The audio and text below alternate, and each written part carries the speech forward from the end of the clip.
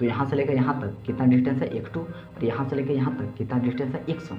तो x2 में से x1 को हटा देते हैं, x2 में से x1 को हटा देते हैं तो इतना डिस्टेंस बच जाएगा, मतलब x2 माइनस x1। पूरा डिस्टेंस है y2, इसके यहाँ तक का डिस्टेंस है y1, तो हम यहाँ तक का डिस्टेंस नहीं निकाल पाएंगे। पूरा में से इसको हटा देते हैं, पूरा में से इसको हटा देते हैं तो यही तो बचेगा। तो पूरा है y2, तो y2 में से इसको हटा दिए, मतलब y1 को हटा दिए, तो बच गया y1।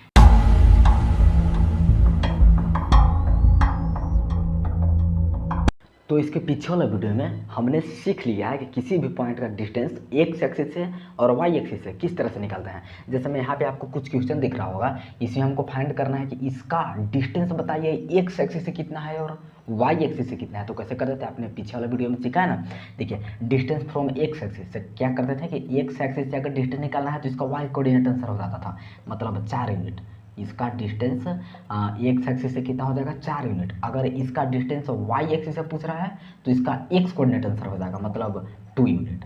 समझ रहे हैं। जैसे यहाँ पे देखिए, यहाँ पे -24 है तो पूछ रहा है कि डिस्टेंस फ्रॉम एक्स एक्सिस, तो एक्स एक्सिस से डिस्टेंस मतलब वाई कोऑर्डिनेट, मतलब 4 यूनिट। ये कितना हो जाएगा 4 यूनिट। अगर इसका डिस्टेंस फ्रॉम वाई एक्सिस तो इसका एक्स कोऑर्डिनेट आंसर हो जाएगा, मतलब -2 यूनिट। लेकिन डिस्टेंस माइनस में तो होता नहीं है, तो डिस्टेंस में केवल न्यूमेरिकल वैल्यू लेते हैं, मतलब 2 यूनिट। ठीक है, आप ये सब तो समझ रहे हैं। यहाँ पे देखिए, यहाँ पे है 0.5, इसका भी डिस्टेंस निकालना है एक्स एक्सिस से, तो डिस्टेंस फ्रॉम एक्स एक्सिस कितना हो जाएगा, इसका वाई कोऑर्डिनेट मतलब 5 यूनिट। अब माइनस में नहीं लिखेगा, माइनस में रहे या नहीं रहे, हमेशा न्यूमेरिकल वैल्यू ही लिखते हैं। यहाँ पे डिस्टेंस फ्रॉम वाई एक्सिस, तो इसका एक्स कोऑर्डिनेट हो जाएगा मतलब 0, मतलब ये वाई एक्सिस से 0 यूनिट पर है। कहने का मतलब है कि ये वाई एक्सिस पर ही है। ऐसे आप समझ रहे होंगे कि अगर x 0 है तो वाई एक्सिस पर है, और y 0 है तो एक्स एक्सिस पर है। देखिए इससे पीछे वाला वीडियो में हमने सीख लिया था कि ये तीनों पॉइंट, मतलब कुछ भी पॉइंट हो उसका डिस्टेंस हम निकालते हैं एक्स एक्सिस से और वाई एक्सिस से, आसानी से फाइंड कर पाते हैं। लेकिन अब 2 पॉइंट के बीच में कितना का डिस्टेंस होता है हम यही फाइंड करने वाले हैं। इसका डिस्टेंस तो पता है एक्स एक्सिस से और वाई एक्सिस से, इसका भी डिस्टेंस पता है एक्स एक्सिस से और वाई एक्सिस से, लेकिन ये दोनों के बीच में कितना का डिस्टेंस है हम यही पता करने वाले हैं। ठीक है, कोई भी 2 पॉइंट के बीच में कितना का डिस्टेंस है आज इस वीडियो में वही सीखने वाले हैं। तो आप लास्ट तक देखिएगा तभी तो समझ में आएगा। अगर आपने इसे पीछे वाला वीडियो नहीं देखा है तो जाकर जरूर देखिए। ठीक है, मैंने बहुत अच्छी तरह से इंट्रोडक्शन करवाया है कोऑर्डिनेट ज्योमेट्री का। तो चलिए आगे चलते हैं।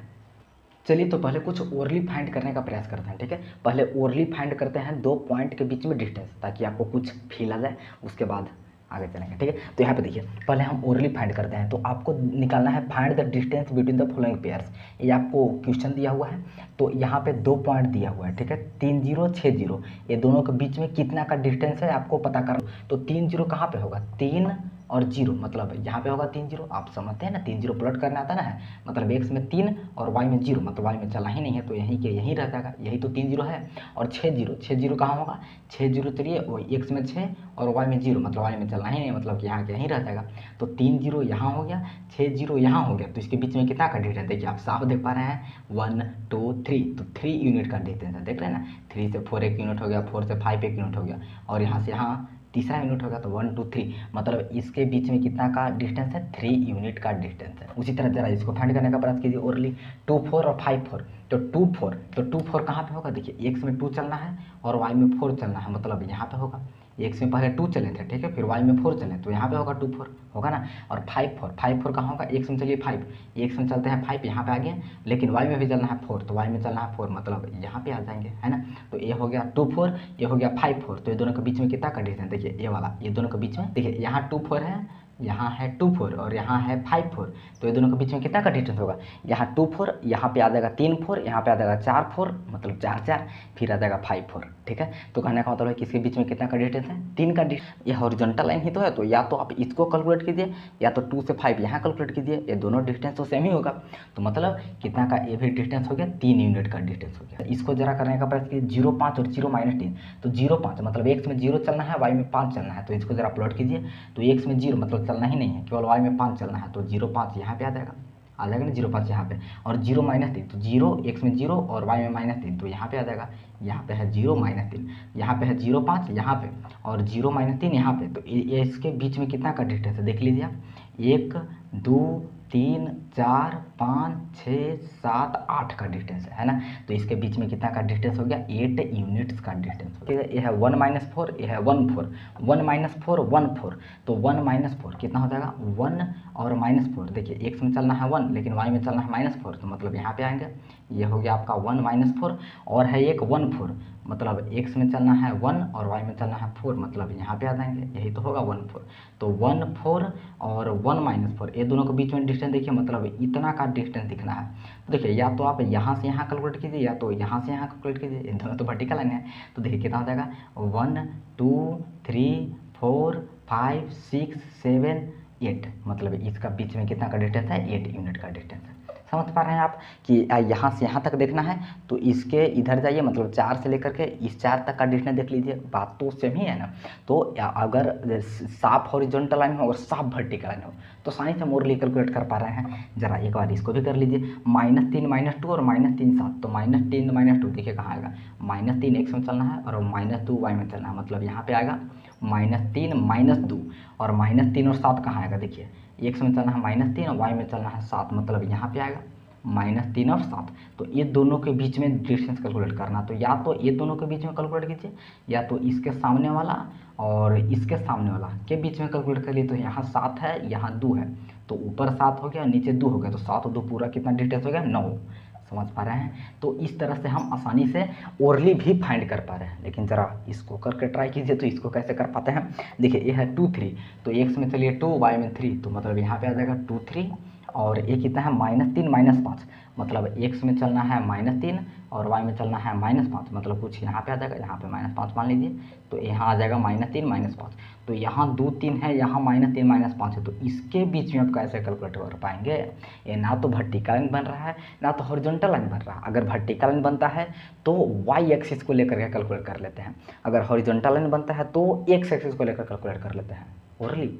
लेकिन ऐसे में क्या करेंगे आप, तो नहीं कैलकुलेट कर पाएंगे। जो दो ये पॉइंट दिया है ये दोनों में कोई एक कोऑर्डिनेट सेम है, या तो एक्स कोऑर्डिनेट या तो वाई कोऑर्डिनेट, तो जो सेम है उसको तो छोड़ दिए और जो बच गया ये दोनों के बीच में डिफरेंस ले लिए, वही हमारा आंसर हो जा रहा है। समझ रहे हैं। लेकिन अगर वैसे दो पॉइंट मिल गया जिसमें ना तो एक्स कोऑर्डिनेट से मिल रहा है ना तो वाई कोऑर्डिनेट से मिल रहा है, तब तो आप ओरली नहीं फाइंड कर पाएंगे। इसके लिए कोई तो फार्मूला होना चाहिए।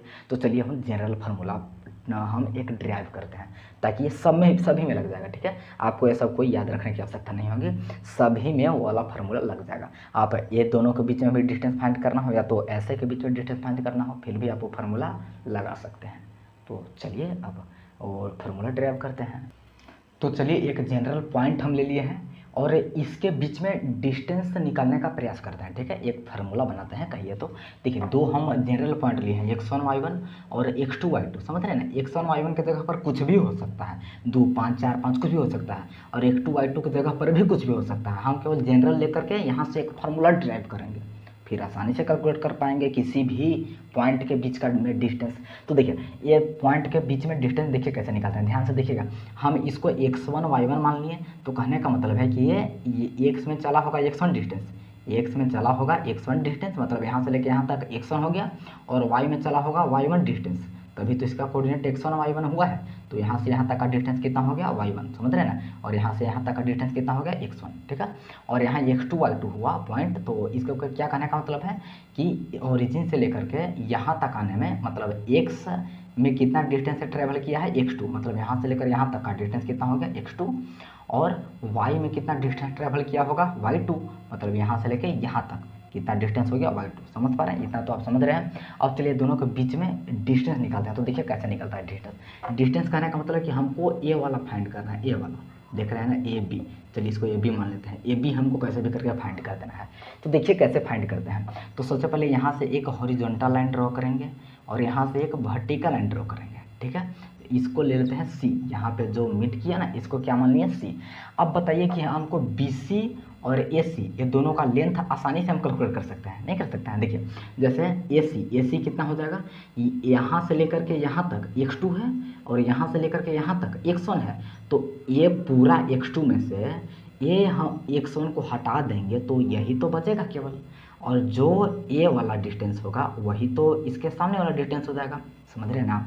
तो यहाँ से लेकर यहाँ तक कितना डिस्टेंस है x2, और यहाँ से लेकर यहाँ तक कितना डिस्टेंस है x1। तो x2 में से x1 को हटा देते हैं, x2 में से x1 को हटा देते हैं तो इतना डिस्टेंस बच जाएगा, मतलब x2 माइनस x1। x2 में से घटा दिए x1 तो x2 माइनस x1 ए वाला डिस्टेंस होगा, जितना ए वाला डिस्टेंस वही ए वाला भी हो जाएगा, समझ रहे हैं। तो ए वाला कितना हमारा डिस्टेंस हो गया, x2 माइनस x1 हो गया। चलिए अब BC निकालने का प्रयास करते हैं। अब देखिए BC कैसे निकलेगा, BC यहाँ से लेके यहाँ तक है, ठीक है। तो हम यहाँ से लेके यहाँ तक डिस्टेंस कितना है y2, मतलब यहाँ से लेके यहाँ तक कितना है y2 है ना, तो मतलब ये भी तो y2 ही होगा। तो पूरा डिस्टेंस कितना है, y2 है, पूरा डिस्टेंस है y2। और यहाँ से लेकर यहाँ तक केवल कितना डिस्टेंस है, जो यहाँ से लेकर यहाँ तक है, मतलब y1 दिया था ना, ये चलने में कितना लगाया था y1, तो इसके सामने ये है तो ये भी तो y1 ही हो जाएगा, ठीक है, समझ पा रहे हैं सब। तो पूरा डिस्टेंस है y2, इसके यहाँ तक का डिस्टेंस है y1, तो हम यहाँ तक का डिस्टेंस नहीं निकाल पाएंगे, पूरा में से इसको हटा देते हैं, पूरा में से इसको हटा देते हैं तो यही तो बचेगा। तो पूरा है y2, तो y2 में से इसको हटा दिए, मतलब y1 को हटा दिए, तो बच गया y1, ठीक है। तो आसानी से हम AC कैलकुलेट कर लिए और BC कैलकुलेट कर लिए।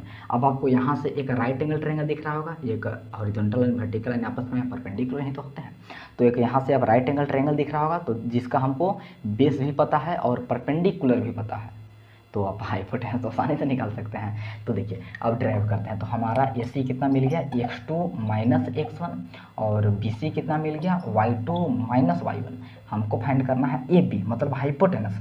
तो हाइपोटेनस का क्या फार्मूला होता है, देखिए हाइपोटेनस का क्या फार्मूला होता है आपको पता होगा ना, b square plus B square, यही होता है ना, परपेंडिकुलर का होल स्क्वायर प्लस बेस का होल स्क्वायर, और इसका रूट लेते हैं, आपको शायद पता होगा ज़रूर।